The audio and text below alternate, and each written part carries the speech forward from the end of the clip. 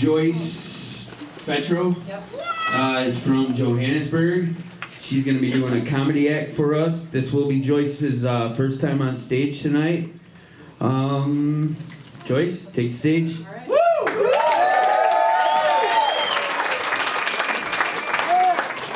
Good evening, everybody. Like you said, my name's Joyce. I am a person of recovery. What that means to me is I've been sober for 1,840 days. Just a little over 5 years. So, you know, what that also means is that I'm highly allergic to alcohol. And my kids, who are going to be 8 years old, since the age of 4, I've even known that they're allergic to alcohol as well, based on a genetic predisposition. But for me, what that means is I break out in hives, DUIs, and handcuffs. So for some of you, if you guys want to take my picture, feel free. My picture's already been in the paper multiple times, so go right ahead. I couldn't remain anonymous that way. I've been married for 19 years. What that means also is that one of us is going to still die a slow, painful, agonist death. And I feel sorry for him, but don't laugh. But marriage can teach you a lot of things. It can teach you fractions. My kids, when they ask for a snack, they want one of those little diabetes snacks, you know? And I say, you can only have half. And they're like, what does half mean? I'm like, well, let's get in the car. We'll go drive by Dad's ex-wife's house. I'll show you half.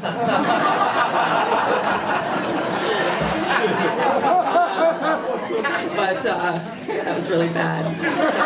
So, normal people don't laugh at that. Also, 19 years, I want to tell you a quick story. Really good at manipulating. I was laying around doing absolutely nothing, and he came in, and you could just see the look of disgust on his face, and he's like, you know, at least you could have vacuumed the carpet today. And I'm like, you son of a... And so the next day, I'm laying there doing absolutely nothing, and I thought, you know, I'm going to find something to get motivated, so I went out into the garage, and I was looking for something. I'm sure many of you can guess what that might have been. My drug abuse was alcohol, but, you know, they come in such small little bottles. They were probably found everywhere out in that garage.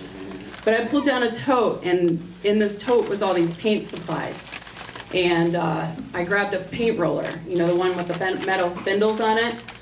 And I looked at it, and I rolled it up and down my arm and my hand, and it made these lines. And I went inside the house, got down on my hands and knees, and I ran that thing all across the carpet.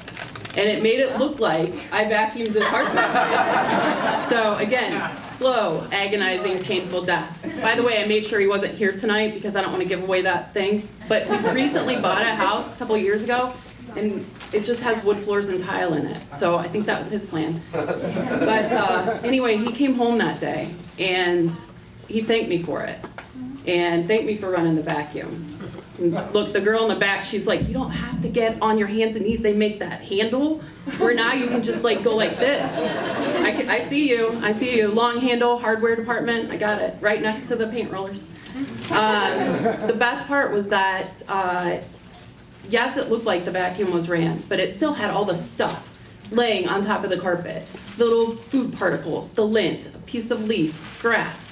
All of that was still there. The worst part, and this is why I made sure he was not there tonight, is that he spent the next few hours that weekend disassembling that vacuum because he thought there was something wrong with it. Not good, not good. You can never hear this story. If you put that out there, I will cut you. I promise. But yeah, so slow, painful, agonizing death. But you know, that's the thing with you know, relationships, right?